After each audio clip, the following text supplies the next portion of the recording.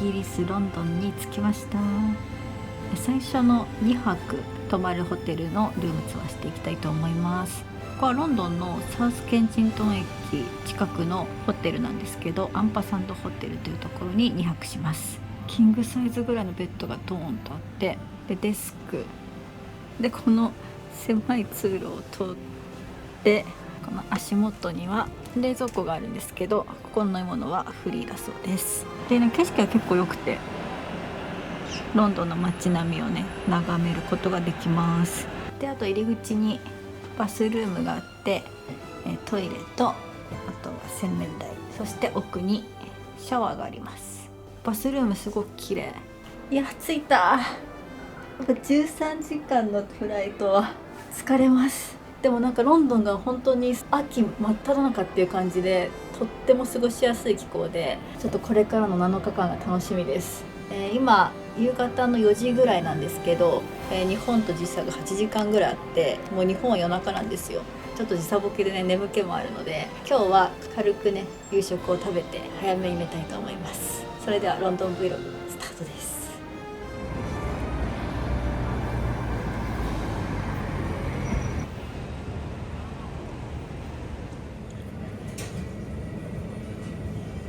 ホテルの近くのわさびっていう日本食のお弁当屋さんで、スパイシーチキンカリフォルニアロールとサーモンセット買いました。なんか謎の部屋の作りで、デスクとベッドが近すぎてベッドに座りながらご飯食べるんですけど、すいません、行儀悪くて。やっぱ13時間のフライトはさ、着いた日はもう本当にどこも行けないね、やっぱ。そうね。もう一回こうやってさ、近場で買える何か簡単なものを買ってお部屋で食べるのがエネルギーチャージっていうか、次の日は。まあ本番は明日からですよ。そうそうそう。いただきます。おいしいよ、普通に。ね、おいしいね。そういうわけで今日から7日間イギリスを楽しんでいきたいと思います。今回はトリファさんとのタイアップでイギリスに来ています。皆さんトリファっていう eSIM のアプリ知ってますか？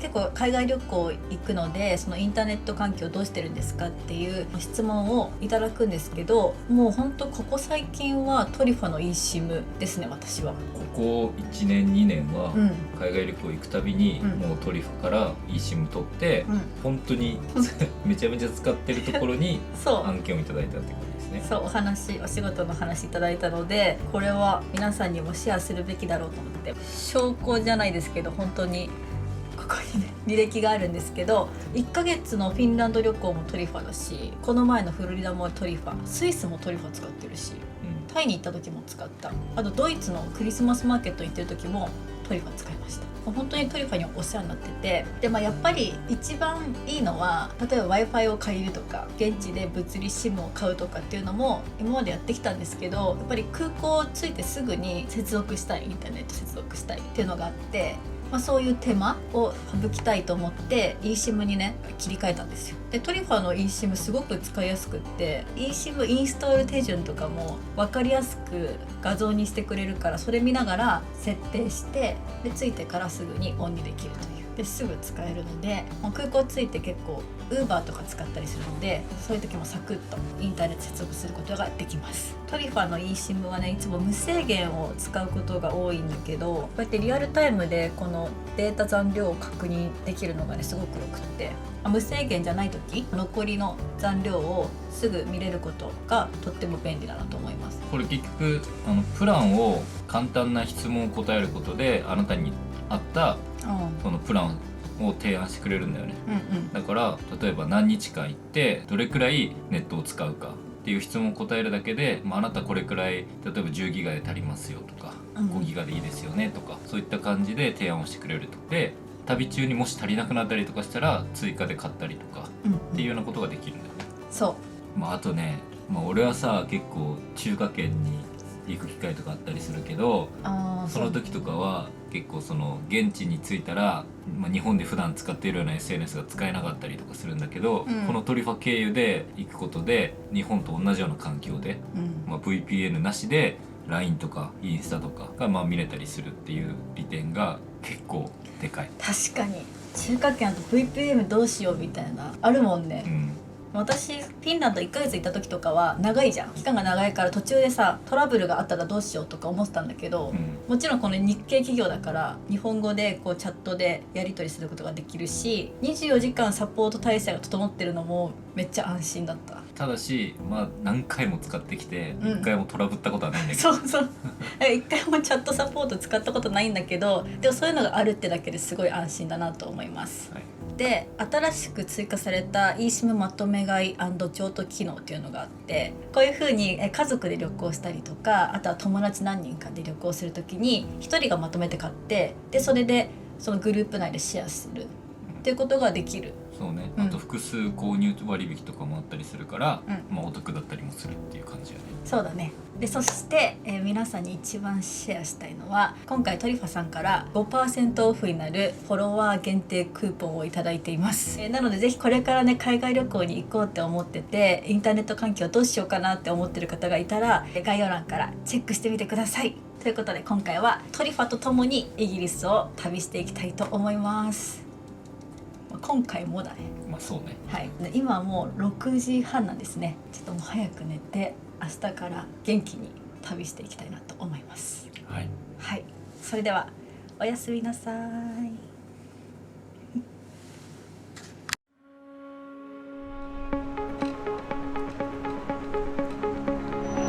おはようございます。ロンドンデイ2。今日は朝から有名なフィッシュ&チップスのお店に行ってフィッシュ&チップス食べに行きたいと思います。はい。今日のコーディネート、マッキントッシュのコートにデニムとブーツです。これでちょうどいい涼しい秋のロンドンです。ただいま気温は12度。はい。ちょうどいいんだよね。めちゃくちゃ涼しい。あ、来た。それでは行こう。これだ。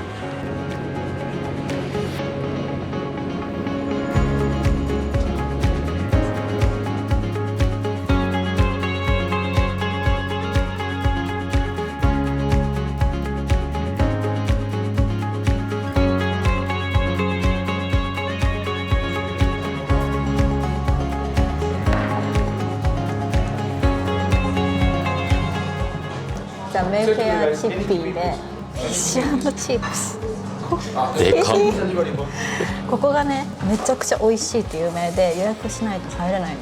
てか予約しなかったら並ばなきゃいけなくて、なので私たち滞在中に予約できるのはその時間帯しかなくて、朝っぱらからフィッシュ&チップスいただきます。で私は一番オリジナルかな、グレービーソースにこれあれだグリーンチーズソースっていうのがあとタルタルでしょ、であなたの方がちょっと変わり種なんでカレーソースです、では本場のフィッシュ&チップスいただきます。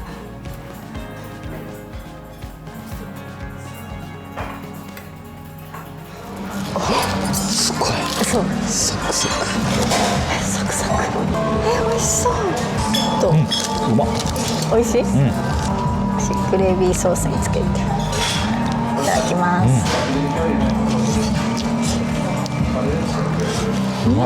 軽いわ意外とね、美味しい。ポテトもねザックザクで美味しい。ポテト？ね、ホクホク。タルタルうまっ。これめっちゃでかいと思ったけど、マジでペロリやこれ。なんだろう、衣が軽いのかな、すごく。カレーソース借りていい？カレーいいよね。カレーうまっ。いやなんかね、一番タルタルがやっぱりさ合うじゃん。まあ食べ慣れてるね。でもさ、カレーが想像以上に美味しいからこれグレービーソースよりもカレーに置き換えて食べた方が美味しいかも。美味しい。ちょっとカレーちょうだい、もうちょっといやお腹いっぱいめっちゃ美味しかったね、でももう朝から揚げ物に次ぎ揚げ物でもうお腹パンパンです。今日一日これで持ちそうな感じで、今からウェストミンスターの方、ビッグベンとかあるザ・ロンドンみたいなところに行きたいと思います。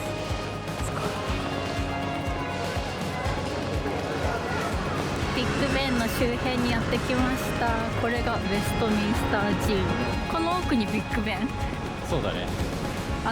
ピーターパン、私にとってはピーターパンの時計台っていう。すごい。見えた？すごい迫力。素敵。近くまで行ってみようか。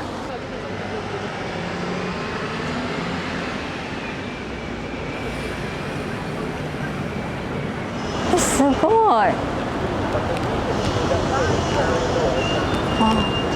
めっちゃすごいディティールが細かいっていうか、結構細かいね。ピーターパンが時計の秒針ピーって乗ってまたはーって飛んでいくのあっちのテムズ川の方から見るのがベター。そこ行こう。はい。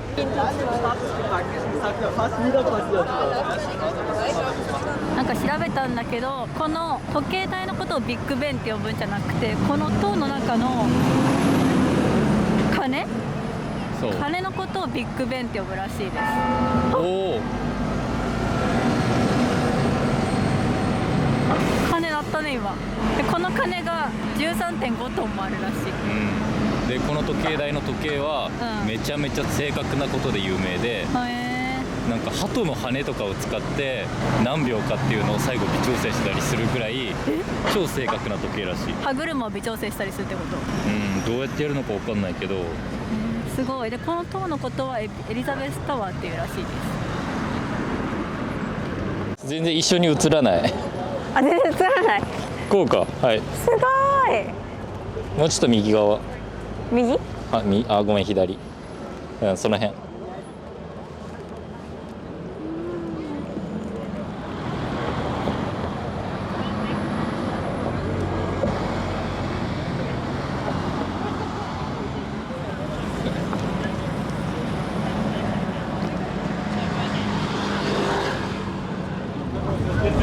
あれがロンドンアイ。わあ、あれが1個のドームにたくさんの人乗ってる。20人ぐらい乗ってる気する。見て、アフタヌーンティーバスツアー。中で飲めるってこと？そう、ロンドンバスの中でアフタヌーンティーできる。面白い。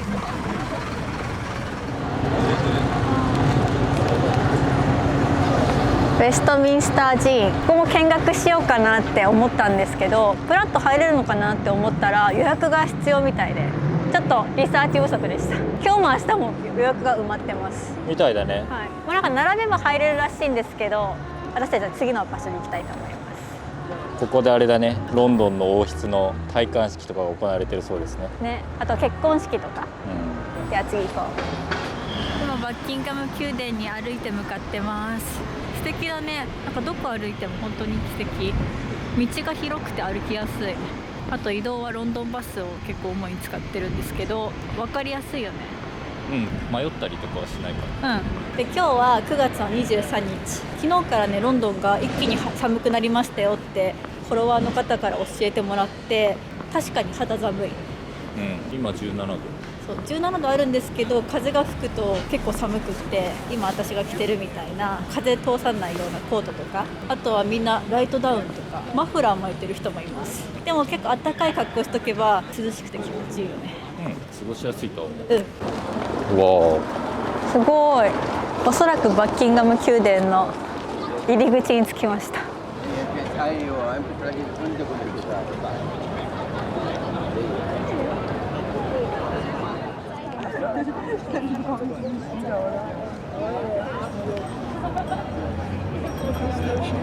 れれちょっとあれ、バッキンガム宮殿内を見学みたいなしようとしたら、もうソールドアウトソールドアウトソールドアウト。京都がもう絶対買えないじゃない。しかもなんかホースガードっていうさ、お馬さんがさいて、そこの横でこうやって写真こうやって撮れるところあるじゃん。そこに行けると思ってた。そうと思ったらここじゃないの。ホワイトホールっていうところにいるらしくって、戻ることもできるけど戻ってみる。それかまた別日に行ってみようか。そうだね。またこっちね、後半に泊まるホテルがその近くだから、その時でもいいかも。そうだね。ちょっとこういう系は全部予約が必須らしい。皆さん知ってると思いますけど、お気をつけください。はい。じゃあカフェ行こう。そうね、ちょっとカフェ行こうか。では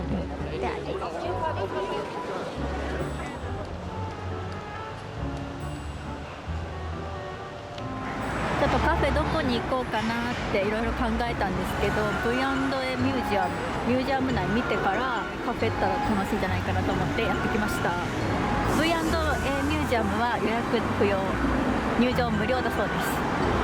だから私たちも入れる。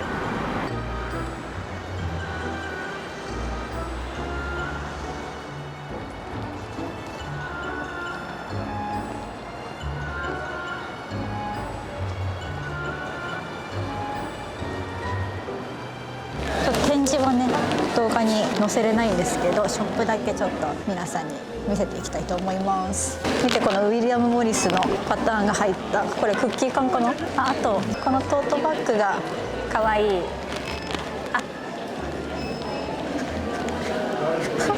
やめなさい。かわいい。ウィリアム・モリスの柄だったら何だって可愛く見えちゃうね。これはソープですね。香りもいろいろあります。チェリーブロッサム&スパイス。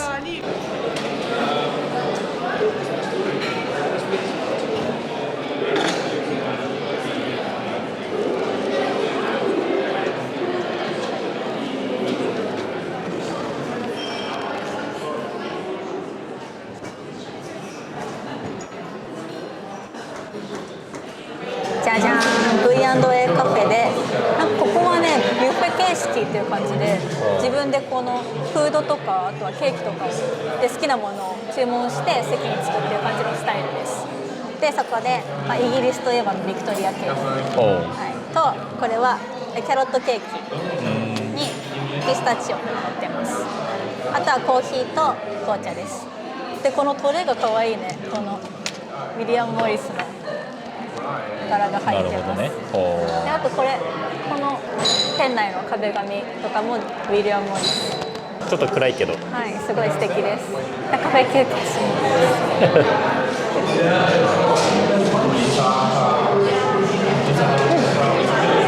美味しい。結構マフィンみたいにしっとり系なんだね。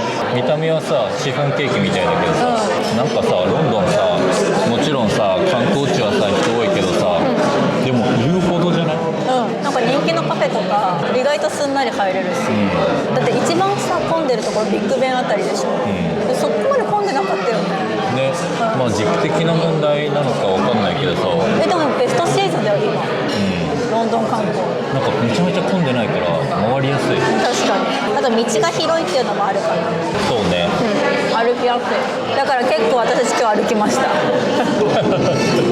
かなんかロンドンの人たちがみんなおしゃれで、なんか歩いてる人を見るだけでも楽しい。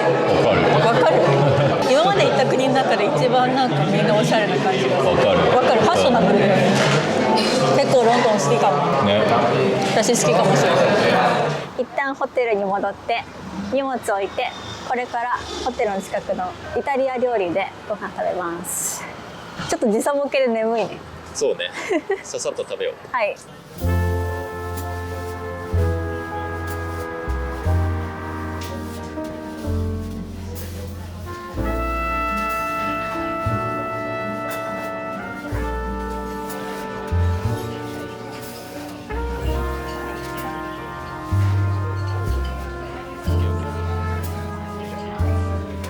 いただきます。めっちゃ美味しそうなんだけど。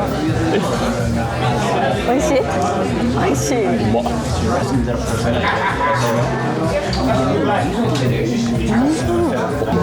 っちゃ美味しい。なんか口コミにイタリア人がイタリア以外で食ったイタリアで一番うまかったって書いてあったお墨付きじゃん。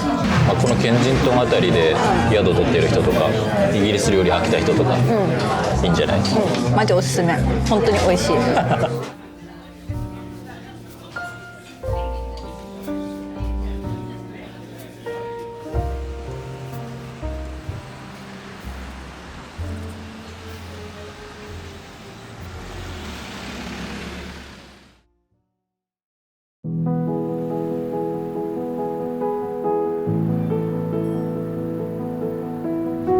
はようございます。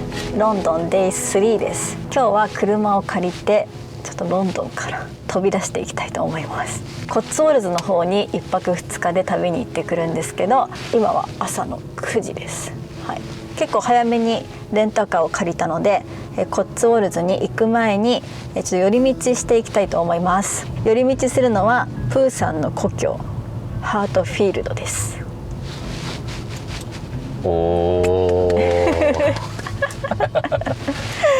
そう、私ディズニーが大好きだから、プーさんの原作が生まれたところ、100エーカーの森があるイギリス南部にあるアッシュダウンの森、そこにねちょっと行きたいなと思って、車を走らせています。ロンドンから車で約1時間半で行けるんですけど、プーコーナーっていうプーさんのカフェだったりとか、あとはショップがあったりとか、あと実際に森の中に入ってってプーさんの家とかを探しに行けるの。あ、そうなんや。そうなの。それがちょっとやりたくて、最初コッツウォルズに行く前に、向かいたいと思います。で、朝ごはん、これプレットっていうカフェで昨日買っといたバナナケーキとジンジャーショット買いました。ちょっとなんかイギリスが寒すぎて、日本との寒暖差がありすぎて風邪ひかないように、こちらジンジャーショットグイッと飲みたいと思います。めっちゃ寒くない？そうね、結構朝晩は冷えるね。もう本当に朝晩はもうほぼ冬っていうぐらい寒いです。今日はもうあったかインナーに上にタートルニット重ねて、その上にもう1個ニット重ねてます。それではまずはハートフィールドにレッツゴー。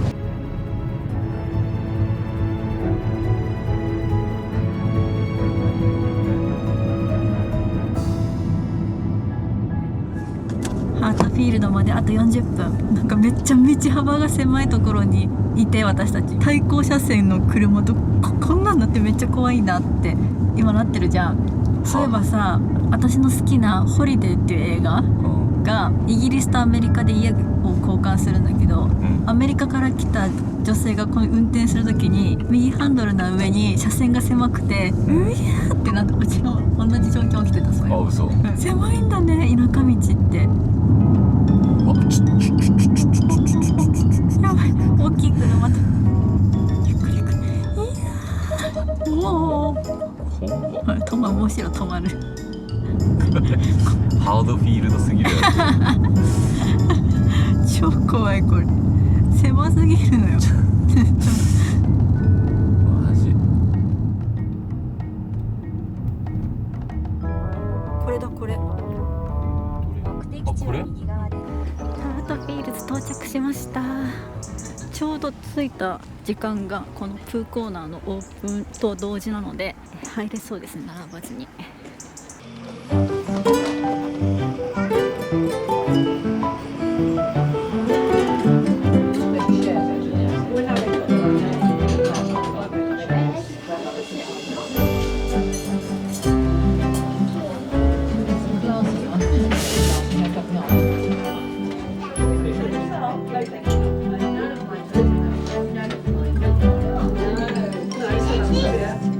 コーナーで見てホットムッキー頼むとこの大きなプーさんのポットに入れてもらえます。中はイングリッシュブレックファーストティーです。で、そしてこのカップ&ソーサーがさ、ちょっとプーの風が強い日みたいな感じ。可愛いです。可愛い。ちょっと待って。可愛い。プーのトースト。蜂蜜付きです。あなたはハム&チーズのトースト。もうさ、開店したばっかだけど満席だね。すごい人気なんだ。こんなところ誰も人いないやろと思ったらめっちゃ人いたね。すごい。やっぱ予約なかったら並んだりしそうだから、開店と同時に来るのが良さそう。かわいさを追求したトーストなんです。蜂蜜美味しい。この後このお店で地図をもらって100エーカーの森に行かないと。あ、そうなんだ。森を散策。プーさんの作者が別荘としてここのさ、ハートフィールドにお家持ってて、でそれで森の中で息子がこういうクマのぬいぐるみと一緒に遊んでるのを見て、プーさんの物語が思いついた。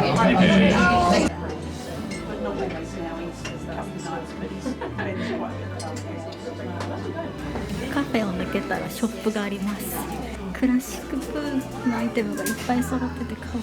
こんなノートも買える。めっちゃ可愛いんだけど、絵本とかホリデーシーズン用のものも売ってます。これ可愛い。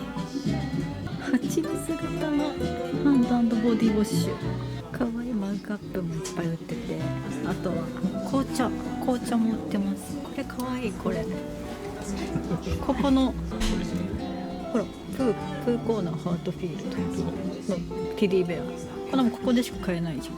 18ポンド。かわいい。あとはティガーとかピグレット、イオのぬいぐるみがあります。欲しいこの辺ポット。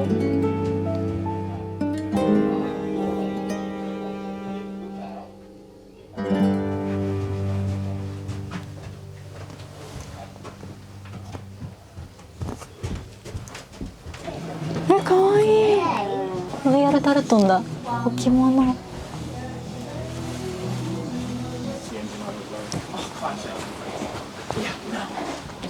ゲット。プーコーナーでロイヤルダルトンの置物とピンズ買いました。でマップをもらったのでプーブリッジ目指したいと思います。レッツゴー。プーコーナーからこのプースティックスブリッジまで歩いても行けるそうなんですけど、近くまで車でも行けそうで、パーキングエリアとかもあるので車で行ってこの辺の橋とかプーさんのお家とかピグレットのお家とか見に行きたいと思います。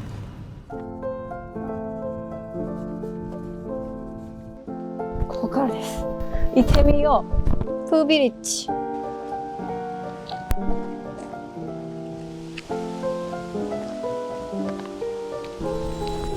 なんかさ、日本の森の中みたい。生えてる木とか植物のあれやだね。そう、栗とか生えてるよ。ほら見て。栗。本当だ。日本の田舎みたい。結構下るね。そうだね。帰り坂道だ。昨日今日は雨降ってないから道が濡れてないんだけど、前日とかに雨降ってたりするとぬかるんでるっていう情報があったので、一応レインブーツ履いてきましたけど。結構これ帰りやばいこれ。確かにめっちゃ下るね。でもこれプーのカーパークからだとプーブリッジまで15分なんだよね、歩いて。でもプーコーナーのカフェから歩いたら30分から40分かかるらしい。結構な散策アドベンチャーです。あ、待って、オールの家見つけた。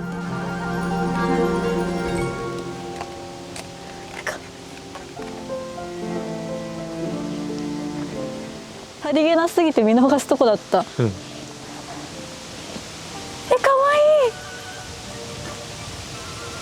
い。ピグレットのお家もある。かわいい。あ、開けれなかった。かわいい。ピグレットって書いてある。こんなちっちゃいんだ、ピグレットって。ピグレットとオールのお家を見つけたということは、プーブリッジがもう近いということですね。プーさんってやっぱ秋が一番似合うって私は思うからさ、今が一番すごいプーさんの世界線に近い雰囲気だわ。この落ち葉の感じ。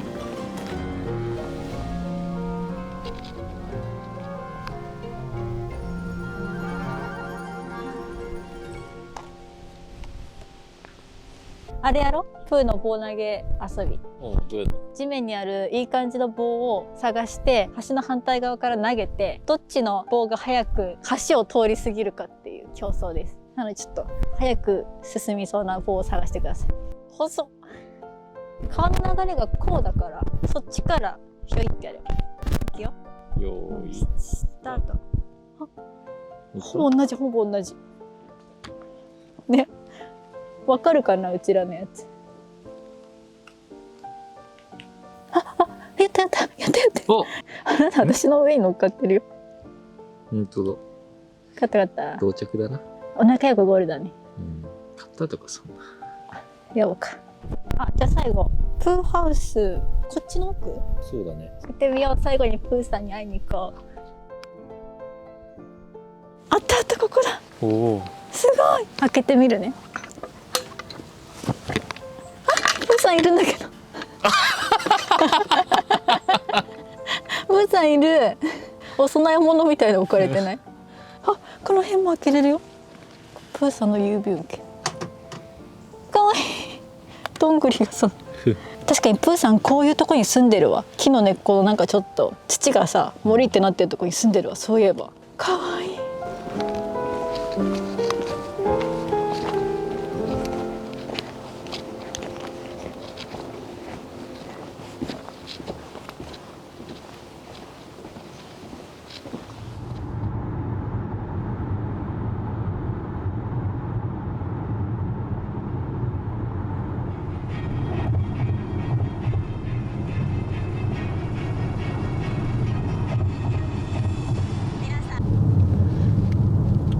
バイブリー入ってきました。一気に蜂蜜色の家が並んでる。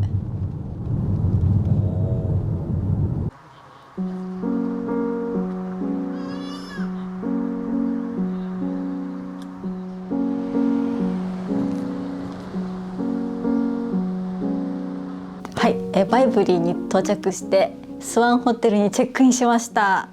これが私たちの泊まるお部屋です。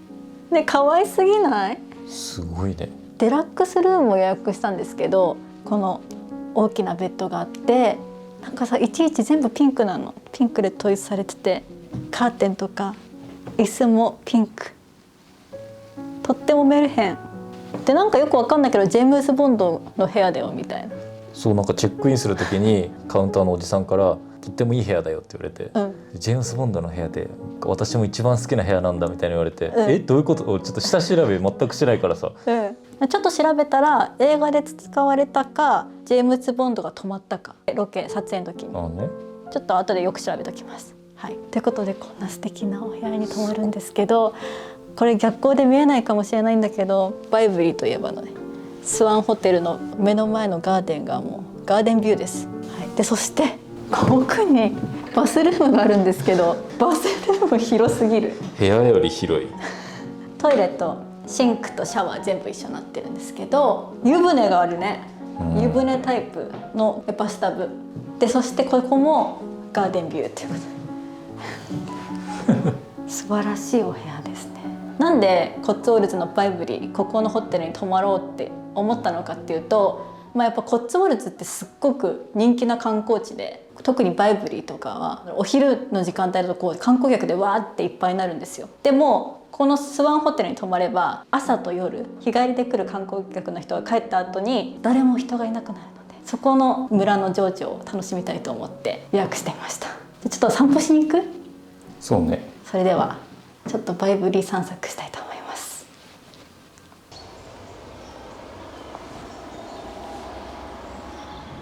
わ、すごい。なんかほんとおとぎ話みたいな感じ。これがあれだよ、蜂蜜色のお家。蜂蜜色。コッツウォルズストーン。コッツウォルドストーンかな。この辺で取れた石ってこと？石灰石。でバイブリーはその14世紀のその中世のこの建物が完璧に残ってるのって。もうトラフトガーデンは終わっちゃった。本当だ、終わっちゃった。5時までだったんじゃない？ね、ここでマスの養殖場見たりとか、あとはマスのランチ食べれたりするらしい。これやっぱだからみんな日帰りで来るから夕方にはいろいろ閉まっちゃうのね。行ってみる？行ってみようか。もうコッツウォルズはバイブリーとボートン・オン・ザ・ウォーターっていう村がもう2大人気なの。そうバイブリーはやっぱりスワンホテルの目の前のガーデン、あそこの景色とかがもう素敵だよねっていうのと、あともう一個なんかその蜂蜜色の家がずらって連なってるところのなんかちょっと写真スポットみたいなのあった気がする。イギリスに来たら絶対行きたかったのコッツウォルズ。憧れだった。なんかピーター・ラビットみたい。とはちょっと今日バイブリー風にコッツウォルズ風にしてます。チェックのスカートと、はい、ちょっと蜂蜜色に合わせています。わあ、なんか低いね。玄関。わ、すごいね。これが石灰石。結構静かな感じかと思ったら、結構車が通る。そう結構車の行き来がすごくて、ちょっとね驚いています。結構本当一大観光地やね。そうだね、もう本当にそう。だってもうみんな車止めて写真撮ってるって感じかな。コッツウォルズの村一つ一つが小さいから、こうやって歩いて回ってどんどん次行くっていう感じで、明日はね結構3つとか4つ村回りたいと思います。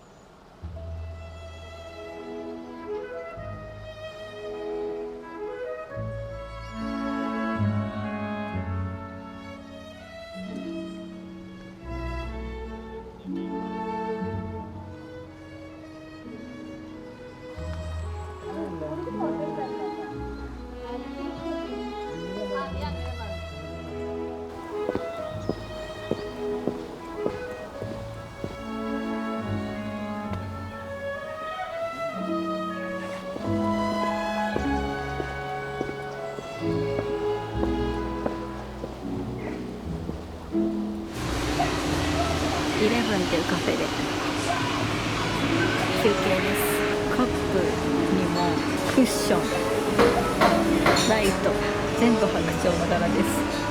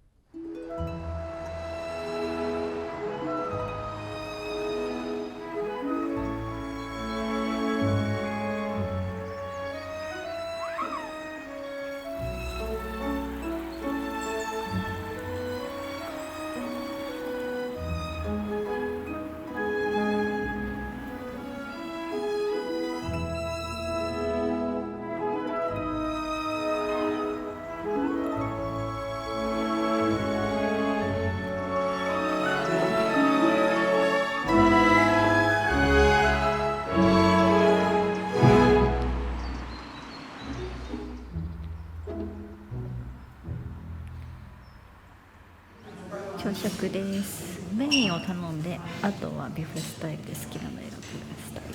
シリアルとか、あとはパンとかフルーツ、チーズ、ジュースですね。メインはチーズオムレツにしました。彼はオールイングリッシュブレックファースト。それ何？赤いやつ。多分豆だと思う。あ、イギリスといえばのやつだね。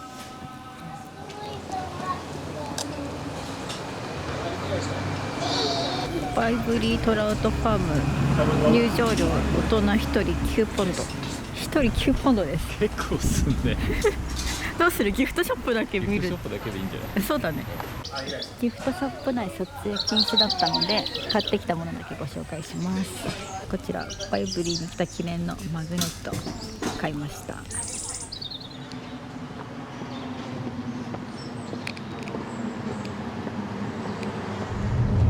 おはようございます。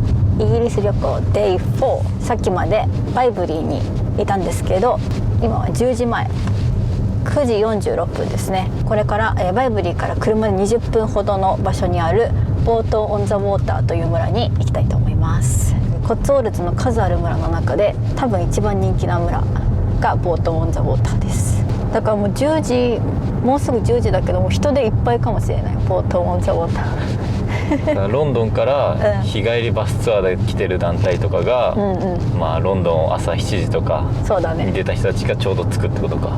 多分そこにね8当たりそうなんですけど一応朝一じゃん、10時前って。だからちょっとそこに行ってみたいと思います。ウィンドラッシュ川っていうのが街の中心部に流れてて、そこにこう歩道橋がかかっていて、周りにこう木が生えているっていう、なんかまるでその絵画みたいな風景が人気なんですよ。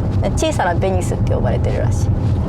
そうそう、そこにまずは行きたいと思います。その後また街を転々として、今日ロンドンに帰りたいと思います。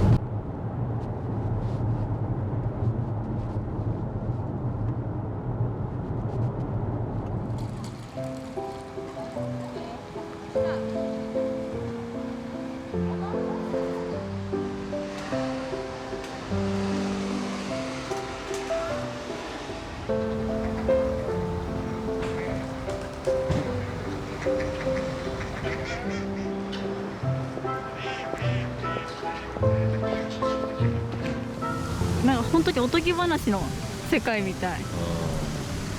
バイブリーよりもより観光地化されてるというか、お土産屋さんもいっぱいあって見どころもたくさんあるっていう感じです。で今からなんかモデルビレッジっていう、このボートオンザウォーターをミニチュアの世界で見れる場所みたいなところに行きたいと思います。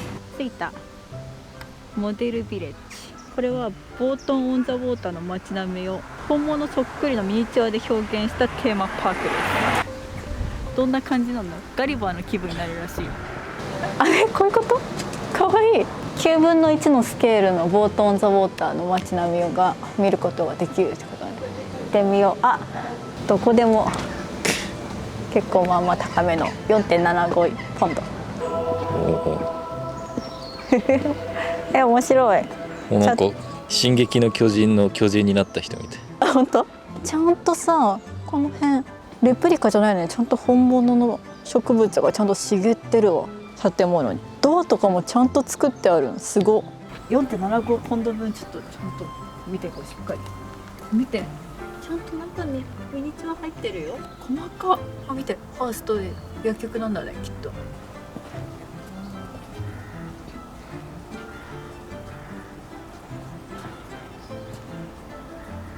クリスマスショップに来ました。ね、モリスとグルミットももしかしてイギリスですか？めっちゃ可愛い。可愛い。これここのクリスマスショップのオーナメントかな。めっちゃ可愛い。ポート・オン・ザ・ウォーターのギフトショップでマグネットゲットです。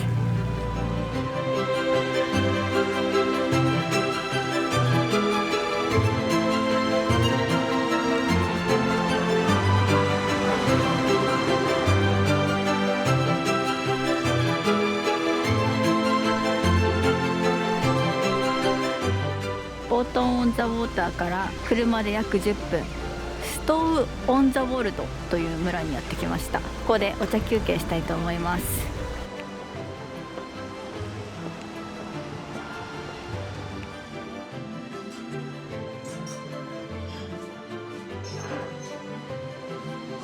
ルーシーズティールームでクリームティー頼みました。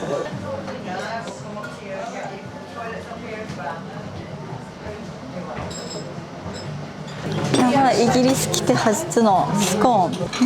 こんな感じなの？こんなふわふわなの？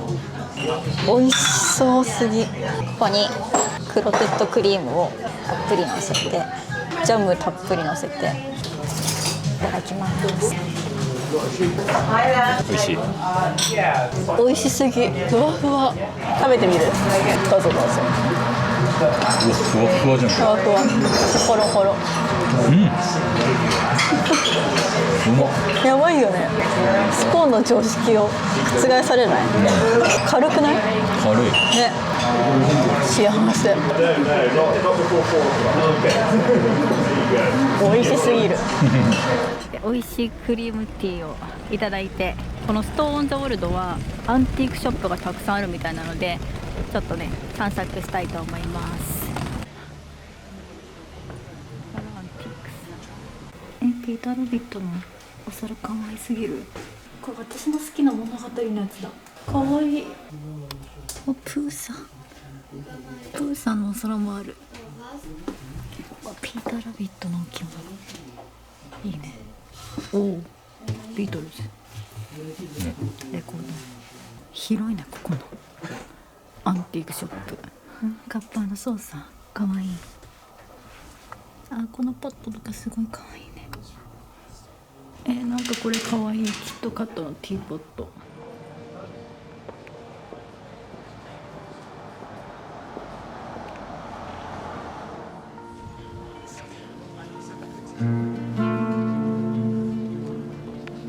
本物？これ本物の木だ。すごい。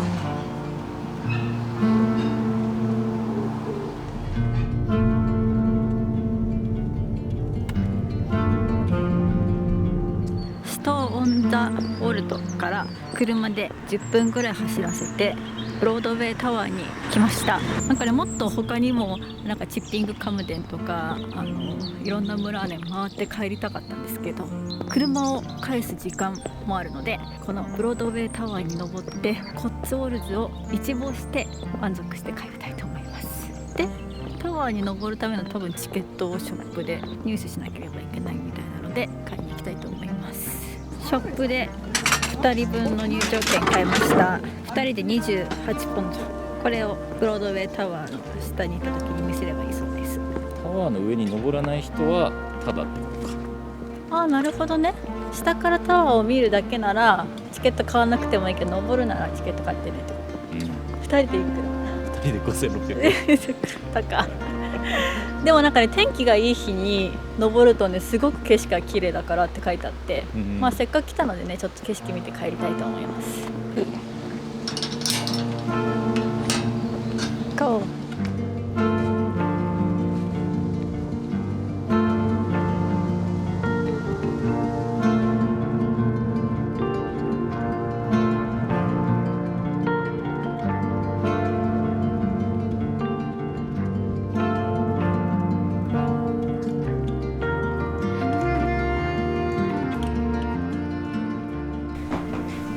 誰も登ってないね。あ、着いたよ。あ、すごい。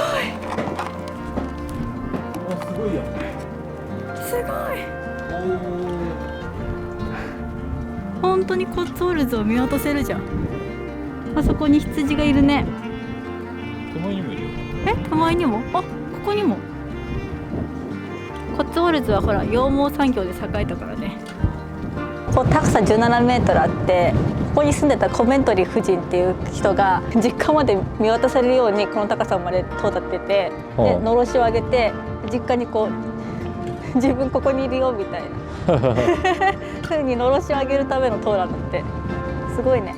だから途中になんかちょっとそういうダイニングルームとかティールームが展示されてました。とにかく景色がすごい。高い建物がないから遠くまで見渡せるね。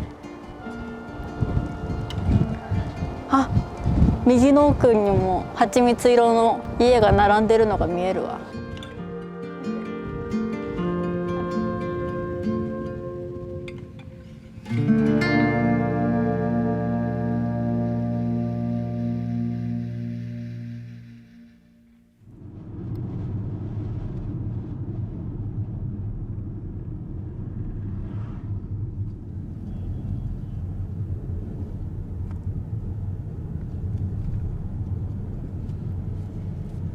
コッツウォルズからロンドンに帰る途中にオックスフォードがあるので、ちょっとね寄ってみました。オックスフォードはね、オックスフォード大学があることで有名なんですが、不思議の国のアリスのねゆかりの地でもあるので、ちょっとアリスのショップに行きたいなと思って。それがまたロンドンとは違った雰囲気。そうね。ね、オックスフォード大学があるから学生でいっぱいです。でもなんか街の雰囲気すごく素敵、落ち着いてていい感じです。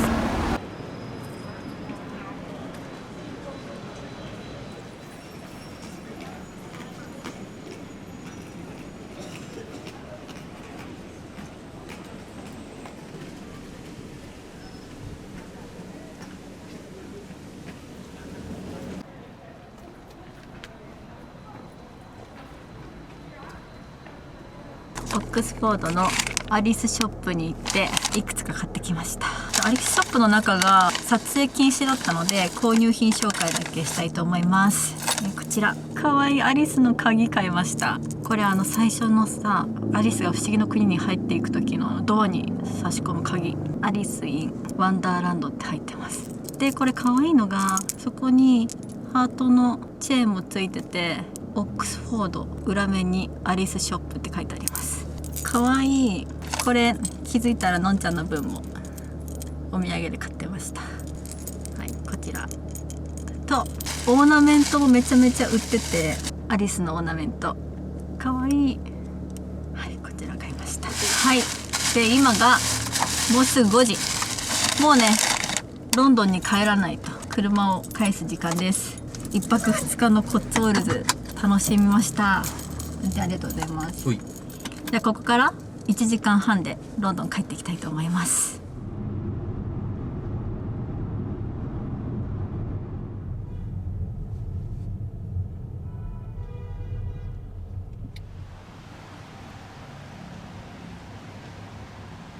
リシュームっていうすっごく人気のインド料理屋さんで30分くらい並んで夜ご飯です。まずこれがオクラのフライ、これめちゃくちゃ美味しいです。チキンカレー、バターチキンにシングルでラ味だし、ビリヤニとナバスマティライス。お腹すいた。いただきます。う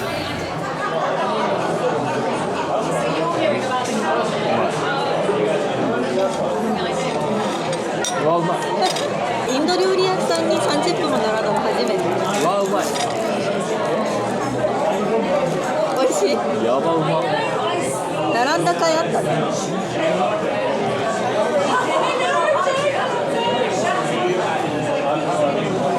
めっちゃ美味しい。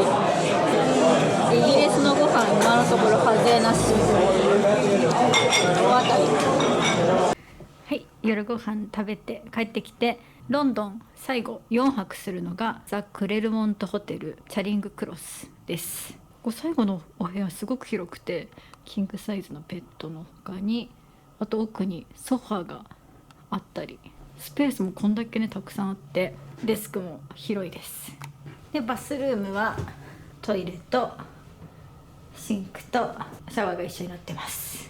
ではコッツウォルズから帰ってきて、もうクタクタなのでお風呂入って寝て、明日はねちょっと朝ゆっくり活動したいと思います。おやすみな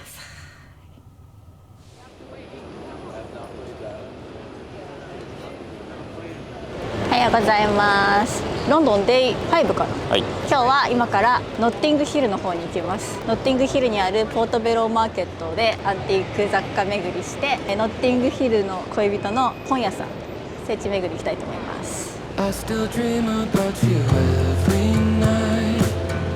Guess I'm wondering if you're alright. I wish I didn't do that. ポートベローマーケット近くにやってきました。どの辺だろう、なんかのこっちかな、行ってみよう。はい。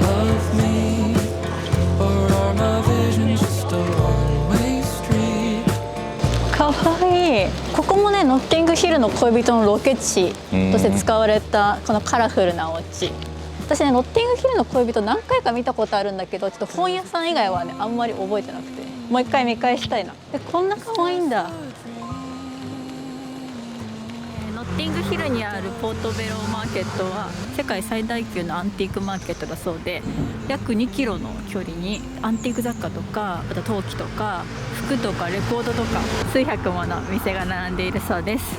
でなんか土曜日が一番活気があるらしいんですけど、土曜日はねあまりにも混むらしくて、なのでちょっとそれを避けて金曜日もね結構お店開いてるらしいので、金曜日のお昼にやってきました。着いたかも。本当？人がほら本当だ、増えたね。ふーって行ってるから、金曜日は結構ゆったりお店見て回れたりするらしい。それでも結構人いそうね。どんな感じなんだろう。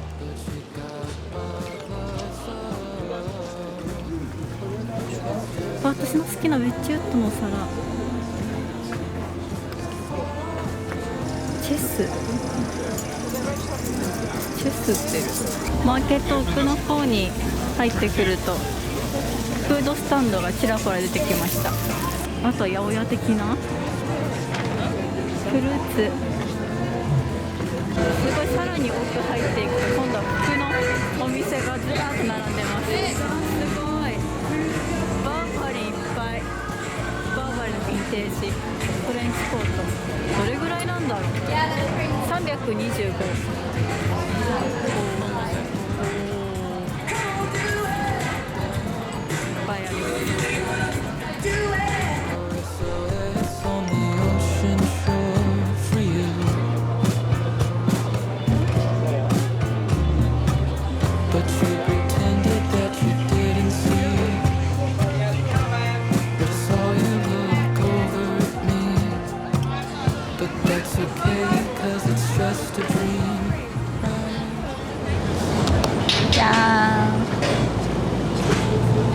パエリア買いました。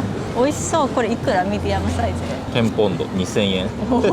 シーフードパエリアかな、ムール貝とエビと、あとこれはイカ、入ってます。美味しい。お昼時だからこの辺に人が多いね。みんなストリートフード食べてます。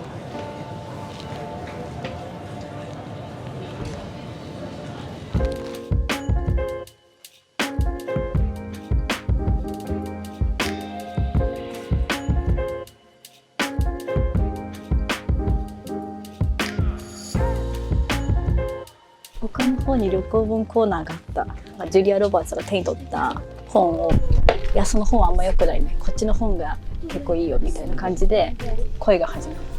ジュリア・ロバーツは女優なの。女優と書店員の恋愛なの。すごい。聖地巡礼です。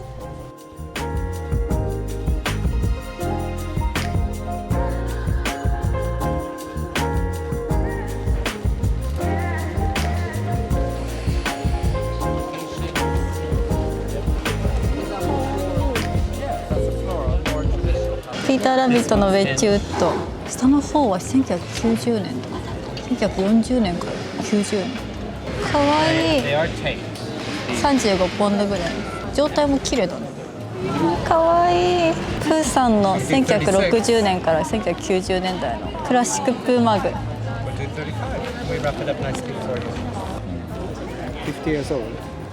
これがいいかな。これかわいい。買っちゃった。プーさんのヴィンテージマグ。またマグカップを増やしてしまいました。このノッティングヒルのトートバッグ欲しい。何色がいいかな。買えた？買っちゃった。服にちょっと色味合わした。かわいいです。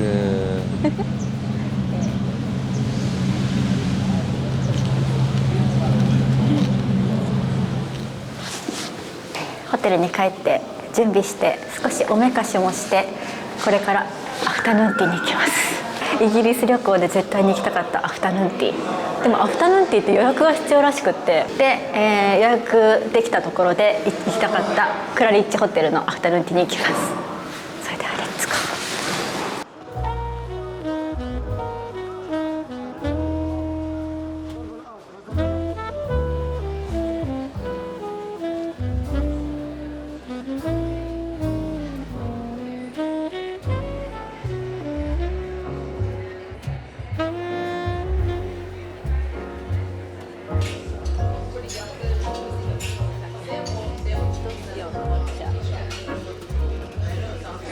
楽しみ。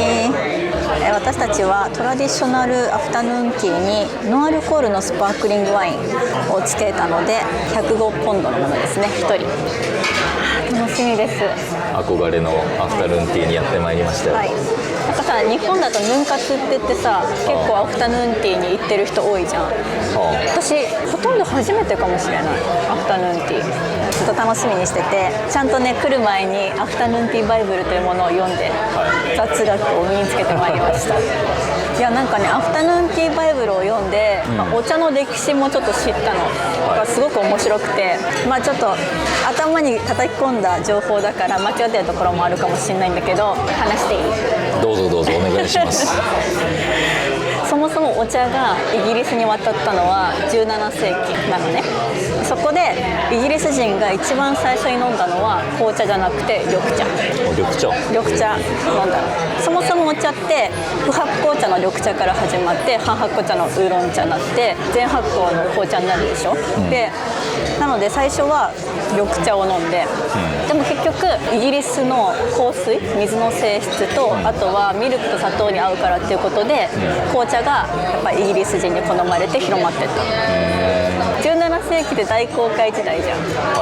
で、お茶がこうイギリスに渡ってきた時に、やっぱり当時東洋っていうのはなんていうか神秘の国だったのね。だからちょっと憧れの存在だったらしいの、イギリス人にとって。シノワズリーってあるじゃん、東洋趣味っていう。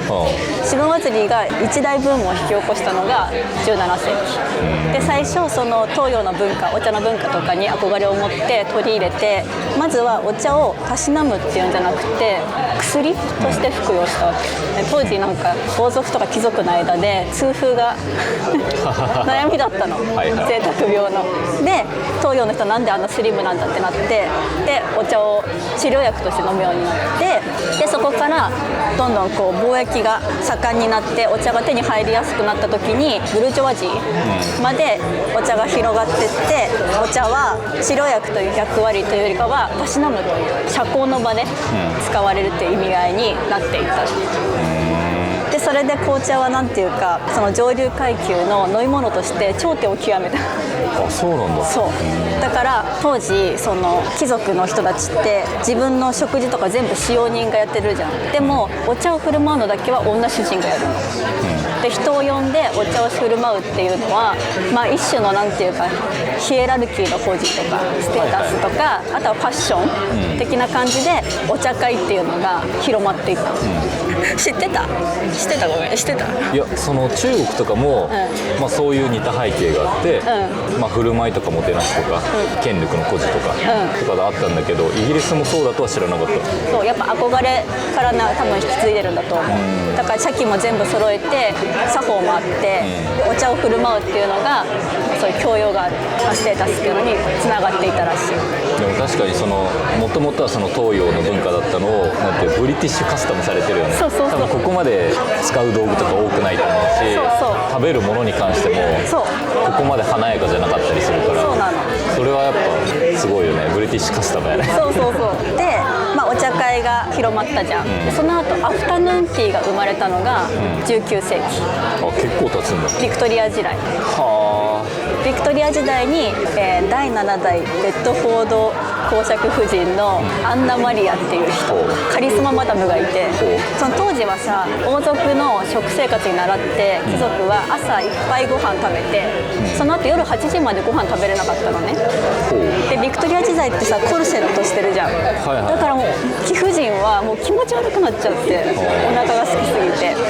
で公爵夫人のアンナは途中でなんかこうパンにバター塗って紅茶をこうひっそり持って自分のベッドルームに行って、そのベッドの上でパンかじって紅茶飲んでっていう秘密のお茶会を一人でやってたの。でそれが多分私以外の貴婦人もみんな間にお茶の時間を挟みたいと思うって思ったのね、でアンナはカリスママダムだから少しずつこう友達を呼んで秘密のお茶会をやっていってて、それが広まってアフタヌーンティーになった。そもそもなんかねちょっとこれはうろ覚えなんだけど、その産業革命でランプとかができたのがあって、どんどんね貴族の生活が夜型になってったんだよね。だから夜ご飯遅かった、でそれで夜8時とか遅くにご飯食べるから、その間の、まあ、その5時にアフタヌーンティーを挟むっていうのからアフタヌーンティーが始まった。じゃあカリスマ貴婦人の一人遊びからここまで来たんや。そうで今私たちの目の前にはセイボリーがやってきました。これがフィンガーフード、これがねトマト、ドライトマトのタルトっていうのかな。キッシュみたいだね、あとはスモークサーモンかな、キューカンバーサンドとキューカンバーチキンのサンドと、卵と最後ローストビーフかな、はい、5種類ですね。そうでアフタヌーンティーはセイボリーから始まって次スコーン食べて最後ペイストリーとデザートなんだけど、でまずセイボリーの一番シンボルとなるのはこのキューカンバーサンド。あ、そうなんや。はい、これもねいろいろあって、イギリスってキュウリが育ちにくかったのよ、その気候とかの関係で。キュウリがなかなか育てられなかったから、貴族がお家で庭を作ってそこで庭師にキュウリを育てさせてキュウリサンドを振る舞うことで、うちには庭園がありますの、キュウリを育てる庭園がありますのよ、庭師がいますのよっていうことのステータスをこうやんわりと伝える一つのそういうもの風土だったんです。自分の財力と余裕を見せるためのものがキュウリだったんだ。そうがさ、日本だとさキュウリのサンドイッチとかさ、ってなっちゃう。キュウリのサンドイッチってなるけど、やっぱりこのイギリスの気候とか考えると、この人のお家ではキュウリが育っているのねっていうことで、その自分の家の格式を表すことができる。じゃあキュウリからいただこう。どうぞどうぞ。キュウリだねってなるけどなんかそれを聞かされるとおーって思えるわ。でしょ、でもともとサンドイッチってサンドイッチ伯爵がそのカードゲームするときに片手で食べれるようになんかパンにローストビーフ挟んで作らせたことからサンドイッチってなってるのが結構有名だけど、アフタヌーンティーのサンドイッチは薄く仕上げる、そのパンが6ミリ以下っていうのが基本らしい。これは貴婦人が華奢な手で持ってパクってお上品に食べれる厚さだから。ああ、大口を開けなくていいんだ。そう、あとこれだけ薄く切れるっていうことはうちにはそういうシェフがいるのよっていうのを全部案に示している。なるほどね。そう面白くない？じゃあこういうお茶会のルールでこの具材を絶対入れないといけないみたいなルールはないけど、そこでこの具材とパンの厚みで家のクオリティを見せるみたいなだからしれっと匂わすっていう。なるほどね。なんかミントが効いてるね。あ、本当？なんか結構塩漬けしたきゅうりにクリームチーズ？ミントの葉が挟まってる。あ、本当。確かに口の中がさっぱりしてる。じゃあスモークサーモンいただこう。美味しいね。スモークサーモン、クリームチーズ、ディル？ちょっとフィンランド思い出した時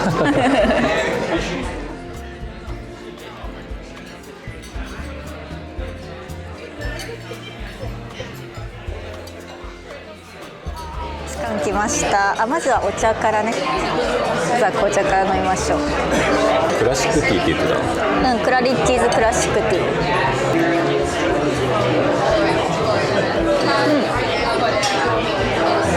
美味しい。美味しそうスコーン。まずはプレーンスコーンからいただきましょう。なんかスコーンはね、ナイフで割っちゃダメっていうのがあって、結果的には別に割りにくかったらナイフでもいいらしいんだけど、なんかもともとスコーンが王の戴冠式で使われたなんか石の座っていうのを模してるから、ナイフで割るのはなんか無礼みたいな感じ。手で割るのが一般的で、割りにくかったらナイフ使ってもいいらしい。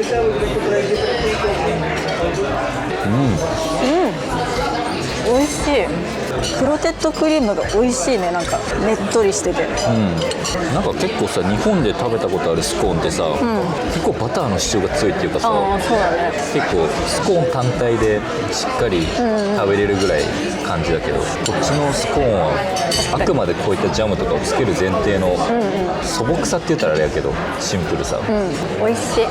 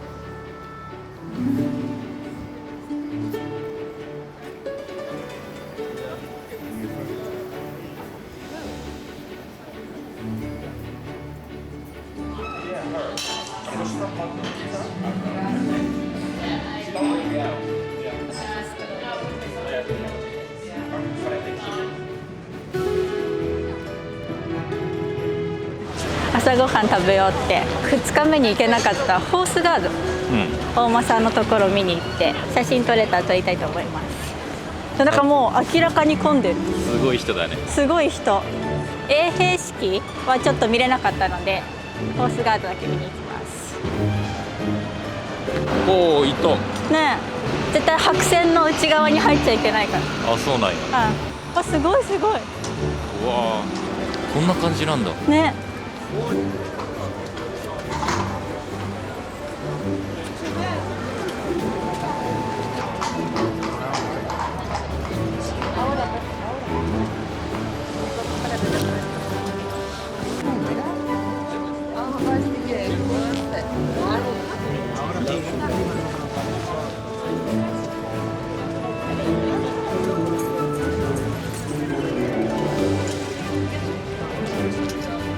すごい、なんかめっちゃ並ぶかと思ったら、ね、2分ぐらいでね、撮れた。すごいかっこよかった。なんか TikTok でよく見てたんだけどさ、実際生で見ると全然違う。すごい。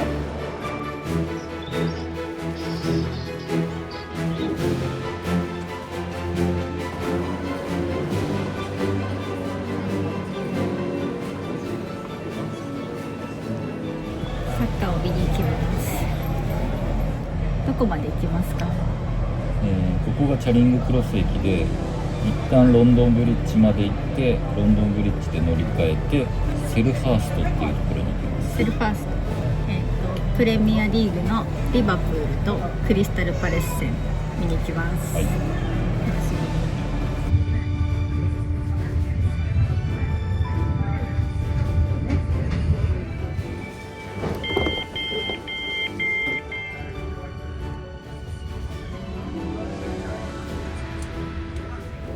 なんか多分電車が途中で目的地まで行かないみたいな感じで、途中駅で降りて多分歩いていくのかもしれない。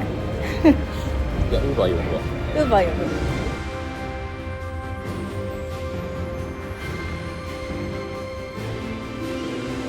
電車が止まったりウーバーが渋滞したりしながらも、開始30分前にセルハーストスタジアムに到着しました。やば。すごいね。もうユニフォーム着てる人がいっぱいいます。うわすごっ。あ、ここ多分グッズコーナーだ。グッズ買いたい、グッズ買いたい。イエーイ。楽しみ、お祭りみたい。今から入場します。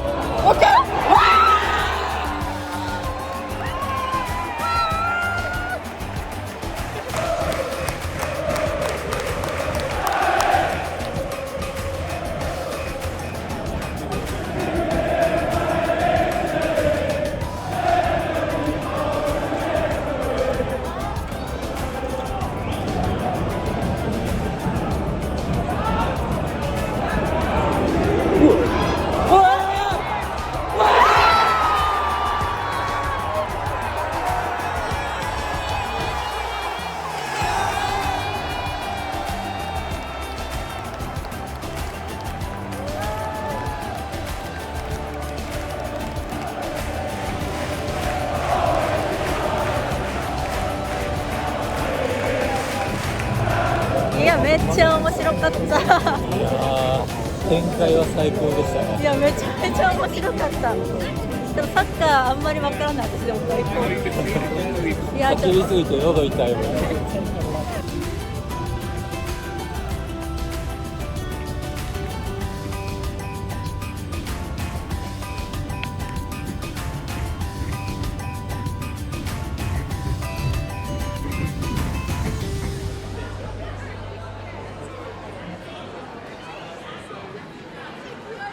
サッカーから帰ってきて、ホテルの近くのパブで今日の楽しかった一日の乾杯です。私はノンアルコールのカクテルにしました。ピンクベリー。あなたは？ギネス。はい。クリスタルパレスの勝利。乾杯。乾杯。サーロインステーキと、あとはラフハッシュ。お腹すいた。いただきます。いや、ちょっと今日興奮しすぎてお腹がペコペコ、喉も枯れちゃった。いや、本当よ、叫びすぎた。ね、でもマジでいい試合だった。ね、めちゃくちゃ面白かったね。選手との距離近いっていうか、試合がすごくよく見えて面白かった。なんか俺も中継で見てたけど、なんか中継よりもやっぱ選手でかっていうぐらいでかいし、分厚いし、そのボールを蹴る力とかも強すぎて、もうボールがへこんでる。なんか変な音したよね、ボール当たるときに。いや、もう本当トップオブトップの試合だったわ。いや、そうだよね。面白かったな。いや、でも今日マジでクリスタルパレス勝つわと思ったもんね。勝つと思った。でも勝つ流れが完璧すぎた。て、そうなんか多いよクリスタルパレス。1点取ってうわ勝つぞと思ったら同点にされてみたいな、引き分けが多かったよね今シーズン。やっぱでもリバプールに勝つには2点必要なんやみたいな。なのにあなたがいやいけるよいやいけるよって言って、本当ラストワンプレー、ロスタイム6分あって本当5分40秒ぐらい、最後まさかの逆転ゴール。絶対勝つと思ったもん私。絶対勝つと思ってた。だから最後回しといた。マジでいい試合だった。いや楽しかった。よかったね。いやありがとうございます本当に。いえいえ、私も超楽しかった。いやこのサッカー勝って帰ってきて夜お酒飲むの最高の流れじゃん。最高やねマジで。あ、そう、明日はあなたがオアシスのライブだから、はい、夜ご飯一緒に食べれないからイギリス最後の夜ご飯乾杯。乾杯。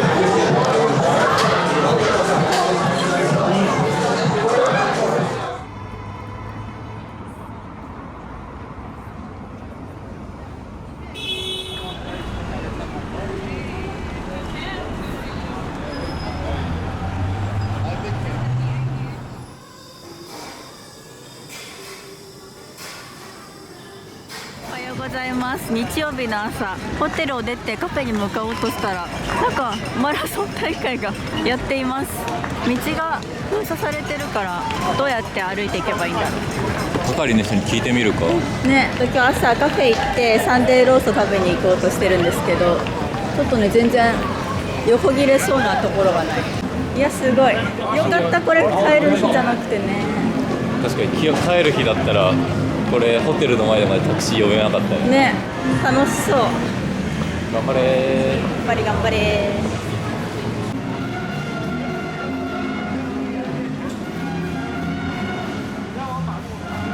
マラソンのおかげか街が空いています。もうすぐ12時で私たちは昨日の夜も行ったけど今日もパブに行ってサンデーローストを食べます。ローストビーフを食べに行くんですけど、なんかサンデーローストはね1週間のご褒美的な感じで日曜日に食べるらしいよね。なんか土曜日とかもやってんのかなと思ったらきっかりそう日曜日しかやってないということですね。そう、しかもなんか日曜日のお昼なんだって基本。あ、じゃあちょうどいいんだ。そう、だいたい12時から夕方3時ぐらいにはなくなっちゃうとこ多いらしい。じゃあ食べに行きましょう。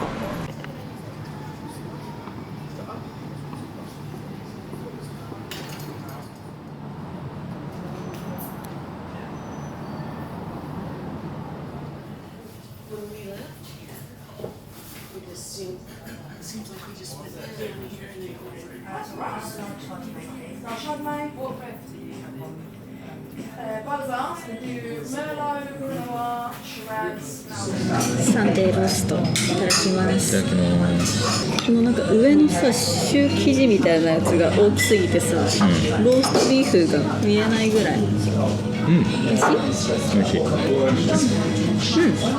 美味しいよ。まろやかだね、このローストビーフのソースが。柔らかい、お肉が。朝ごはん兼昼食を済まして今日は一日買い物デーです。この時を楽しみにしていました。リバティやらハロッツやら有名デパートを回って、特にクリスマスのオーナメントをね探していきたいと思います。うずうずしてたまらないみたいな。もうブヒブヒしてます鼻息で。それでは行ってきましょう。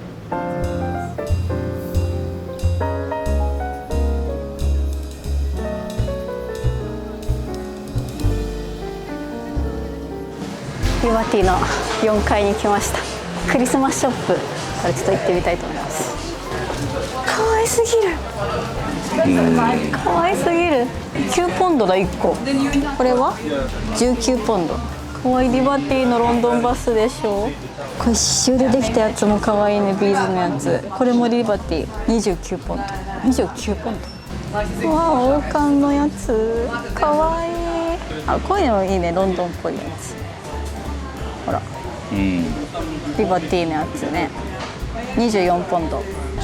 見て、コーギーだよ。本当だ。かわいい。カクテルとかこういうのも売ってる。テレフォンボックスも可愛いし、ザ・イギリスのこれも可愛い。タクシーだね、ロンドンの。あとさ、リバティだからか、リバティプリントのプレゼントソックス。これ可愛いな。39ポンド。いろんな柄があります。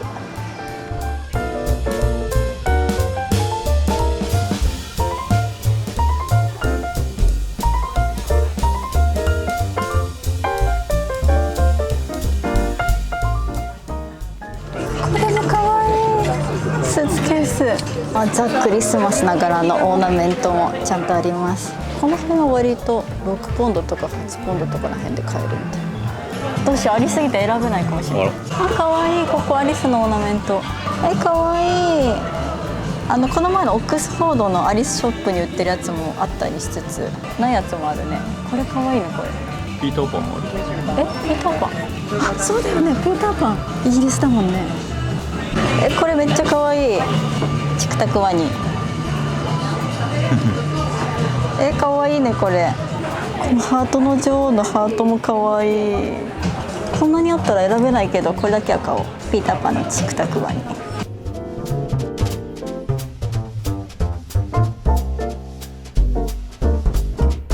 リバティプリントのタンブラーとか、あとはトートバッグがいっぱい売ってる。いろんな柄で、これはお土産にいいですね。地下のフード&チョコレートフロアに来ました。アドベントカレンダー、チョコかな。チョコだね。34ポンド。これ結構薄くて持ち帰れそうじゃない？そうだね。この近くの有名な高級チョコレートショップのチョコレートも売ってる。これがね、すごい有名なピンクシャンパントリュフ。リバティでも買えるんだ。これ小さいお土産にちょうどいいサイズのも売ってる。8ポンドです。なんとリバティでオーナメントだけゲットです。こんな小さい袋でまとまりました。僕は止めてないです。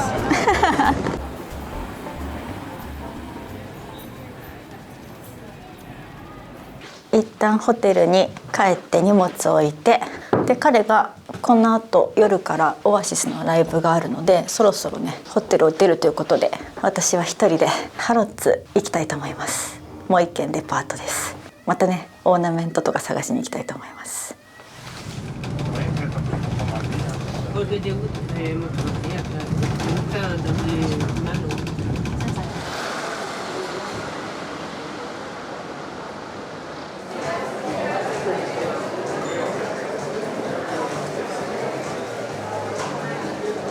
ハロッツのフードコーナーに来ました。このアドベントカレンダーめっちゃすごい。12日分のホットチョコレートが入ってるんだ。でこういう感じ、袋の中にホワイトチョコとか削ってあるやつが入ってるってことですよね。これもやばい。ティーラバーズアドベントカレンダーだ。お菓子が入ってる輪っか型のアドベントカレンダーもあります。あとこれはチョコかな。チョコだ。かわいい。ハロッツのクマさんのイラストが描かれたチョコが入ってるチョコレートアドベントカレンダー。これ20ポンドです。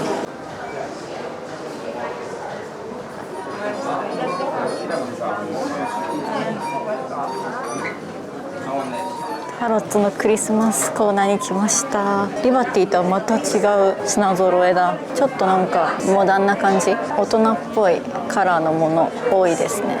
こういう質感のものはリバティであんまり見なかったかな。リバティの方のオーナメントの方がポップな感じで、こっちはシックですね。すごくかわいい。ビーズでできてるハートのオーナメント、これもかわいい。ちょっとパンジーみたいなお花があしらわれてます。フード系のオーナメントもかわいい。ケーキとか、あとはアップルパイ、チーズもあります。これかわいいな。ツリーの周りをぐるっと一周囲むやつ、すごくかわいい。これアルファベットシリーズかわいい。27ポンド。これもいいな。2025。これいいね。イングリッシュブレックファーストじゃん。イギリスっぽい。これいいな。ビッグ弁当、スーツケースが一緒になってるやつ。これこういう風に飾るんだね。面白い。34ポンド。あとやっぱり1個ぐらいロンドンバスも欲しいですね。奥にもまだまだあった。ハロッズのテディベアのオーナメント。あとこれも可愛い。2025って入ってます。可愛いこのテディベアのやつも。やばい、このクリスマスツリーのも可愛すぎる。ギフトのところがハロッズって書いてあります。待って、これ可愛すぎ。アフタヌーンティーじゃん。いや待って、こっちバージョンもあった。可愛い。こっちのがいいかな。なんか小さくて可愛い。このバレーシューズもめちゃめちゃ可愛いんですけど、ちょっとやばい。全然元あんの奥まで。どうしよう。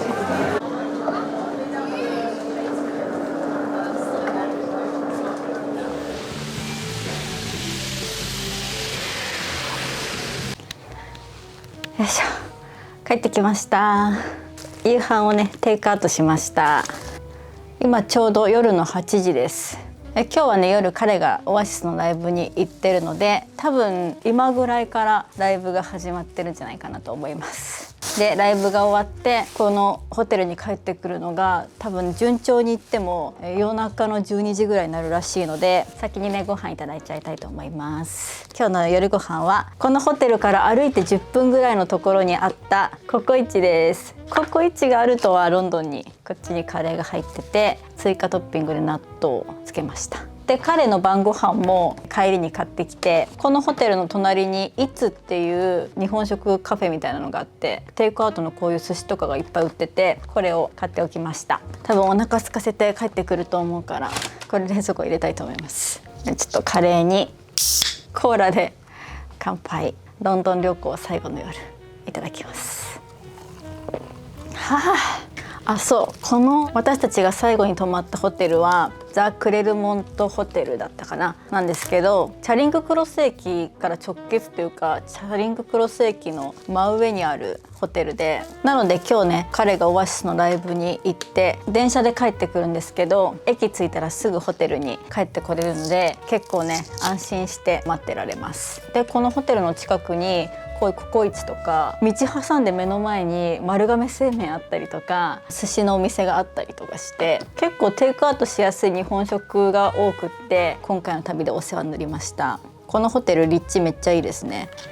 ちょっといただきます。嬉しい、カレー食べれるの。美味しい。ココイチだ。じゃあちょっとご飯食べてから今日ハロッズとリバティで買ってきたものを紹介したいと思います。じゃあちょっといただきます。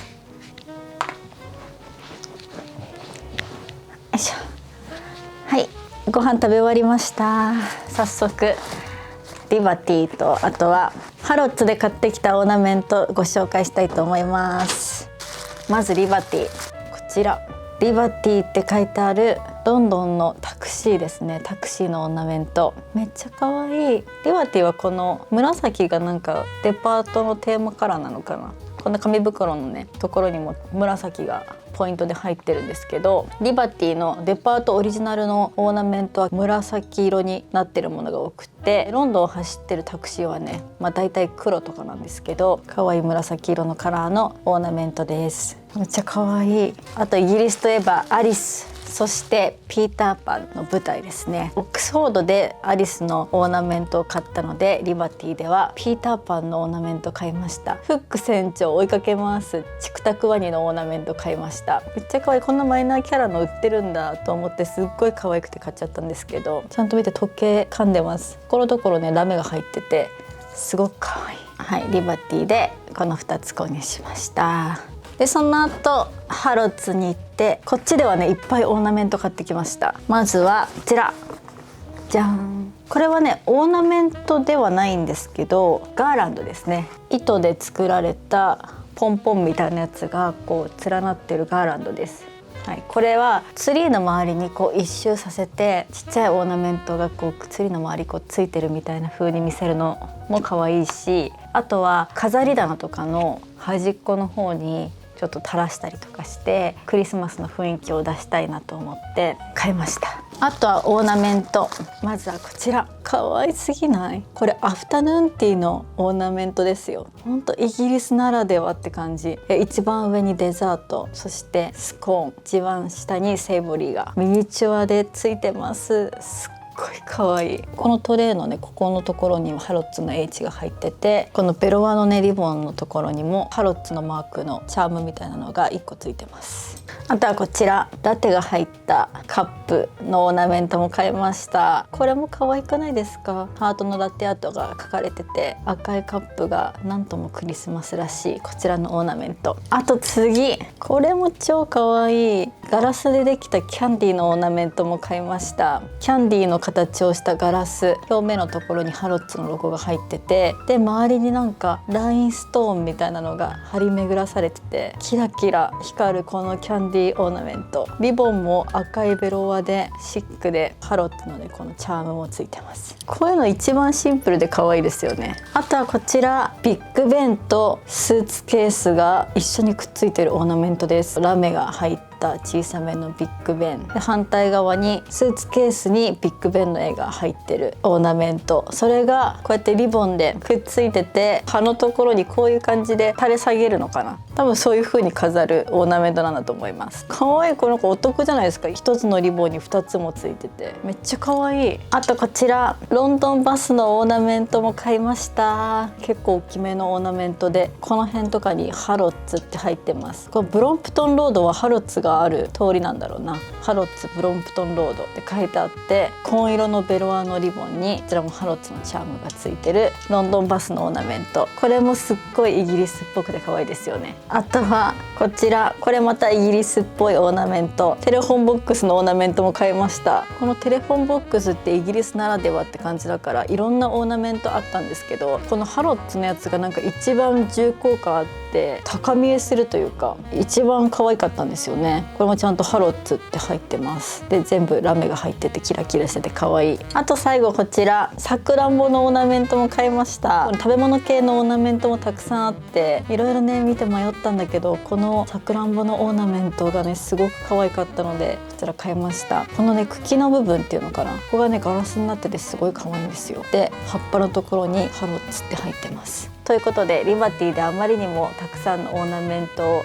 前にして優柔不断を発揮した後のハロッツでは耐性がついて欲しいものをバンバンと買ったので、1,2,3,4,5,6,7個もオーナメントを買いました。なのでリバティ合わせてもう9個買ってます。はい、そんな感じで今日買ったものは以上です。でオーナメントの他にも私ウェッジウッドとかロイヤルドルトンとか食器メーカーのクラシックプーの食器だったりとか、ピーターラビットのやつとか、あとスノーマンのやつがね欲しくて、それも目当てにデパート回ったんですけど全然売ってなくて、なんならコッツウォルズのヴィンテージショップだったりとかポートベローマーケットとかでちょこちょこ見かけたのに、なんかデパートとかで新商品とか売ってるんじゃないかと思って見逃してたんだけど全然見つけれなくって、もしかしてそういうクラシックプーとかピーターラビットとかウェッジウッドの可愛いネズミのね絵が描いてあるシリーズ、それってもうヴィンテージしかないのかななんてちょっと思ってて、この近くでアップルマーケットとあとジュビリーマーケットっていうのかな、飲みの市的なマーケットが2つあって、明日ちょっと午前中にアップルマーケットとジュビリーマーケット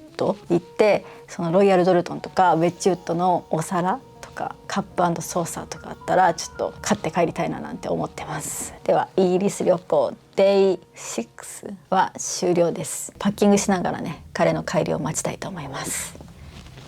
おやすみなさい。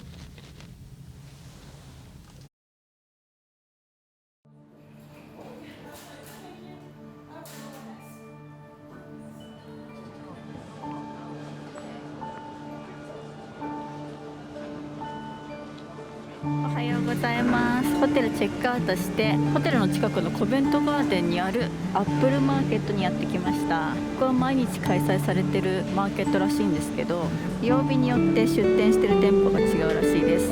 で月曜日は陶器市ということでやってきました。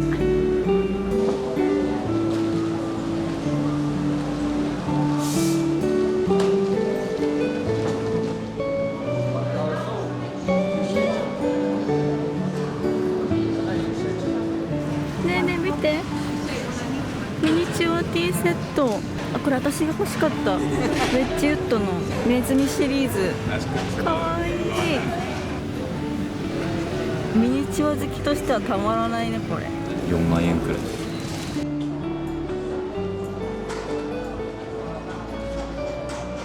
アップルマーケットよりジュビリーマーケットの方が広い。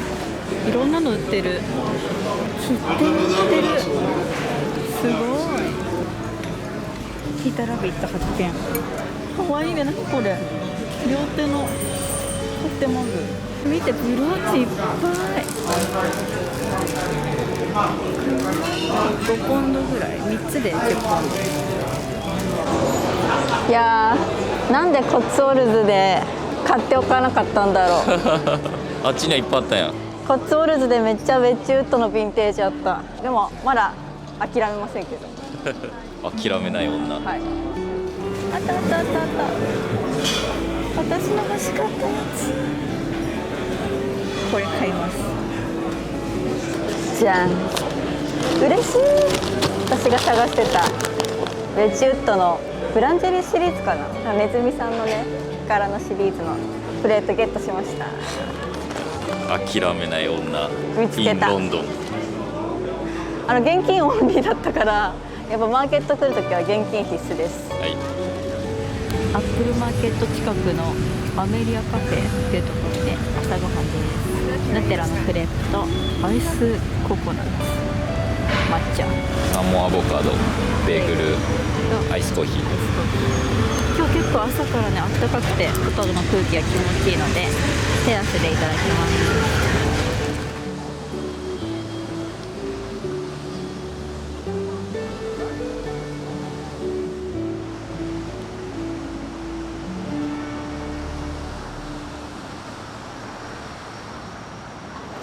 歩いてフォートナム&メイソンに来ました。こちらのデパートではアドベントカレンダーを買って帰りたいと思います、はい。では行きましょう。入ってすぐがフードフロアですね。ハロウィン限定のチョコレートとかこういうのお土産にいいね。8ポンド。これ欲しいかも。ホットチョコレート。カカオのパーセント。そう30ポンド。ちょうどいいね。これ飲み切りサイズぐらいのやつ。かわいい。このミニ紅茶缶3つセットかな。これ16ポンド。アールグレーとかアフタヌーンブレンドいいね。定番の味3つ入ってるのとあと12個入りがあります。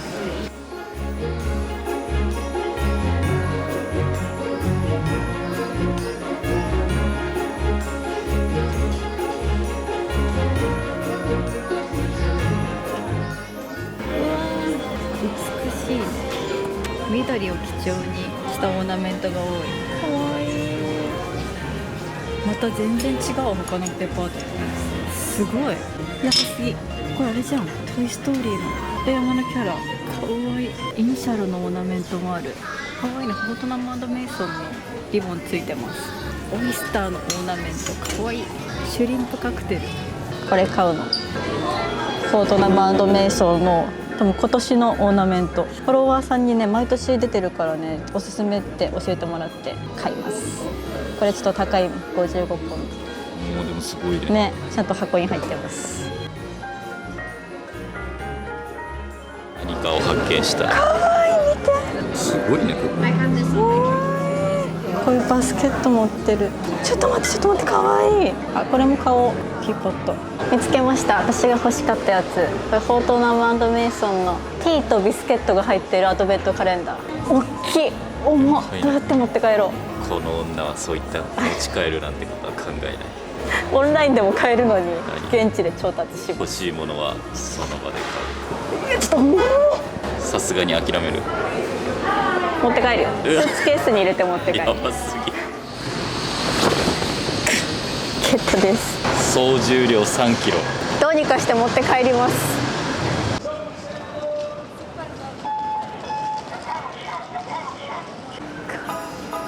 コアラ。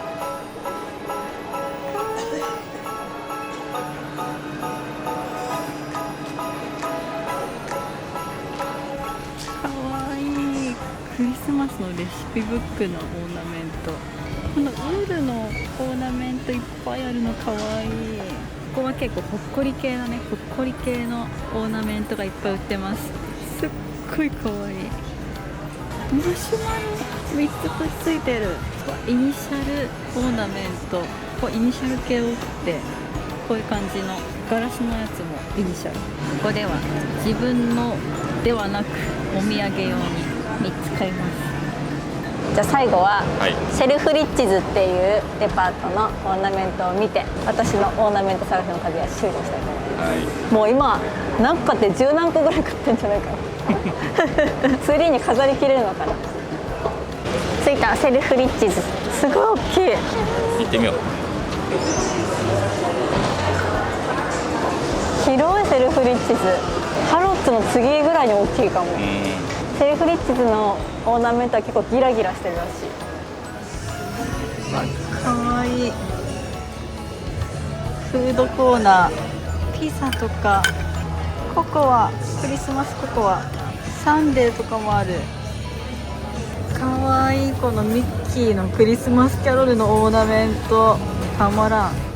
本の箱に入ってる。アナ雪もあります。イギリスはキティちゃんとあとミッフィーが人気なんだ。ミッフィーのオーナメントがいっぱいある。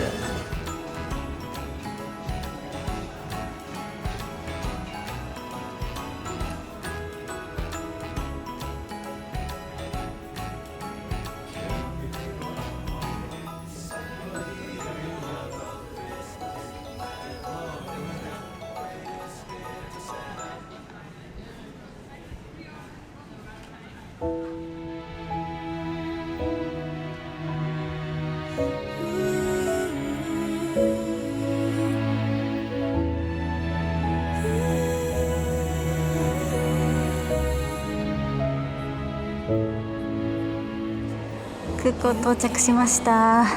今ゲート近くのカフェで搭乗を待っています。7日間のイギリス旅行 Vlog いかがでしたでしょうか。今回初めてイギリスに来たんですけれども、本当に楽しい1週間でした。ロンドンを観光したり、コッツウォルズに行ったり、サッカー観戦したり、クリスマスオーナメントをたくさん買ったり、アフタヌーンティーしたり、やりたいことを全部盛りだくさん詰め込んだ1週間を過ごすことができました。で今回1週間 eSIM トリファを使って旅したんですけれども、コッツウォルズの方に1泊2日で小旅行に行った時も、もちろんロンドン市内でも快適にネット環境を使うことができました。トリファさんから 5% オフになるフォロワー限定のクーポンを発行していただいてますので、これから海外旅行に行かれる方は概要欄チェックしてみてください。それでは帰ります。バイバイ。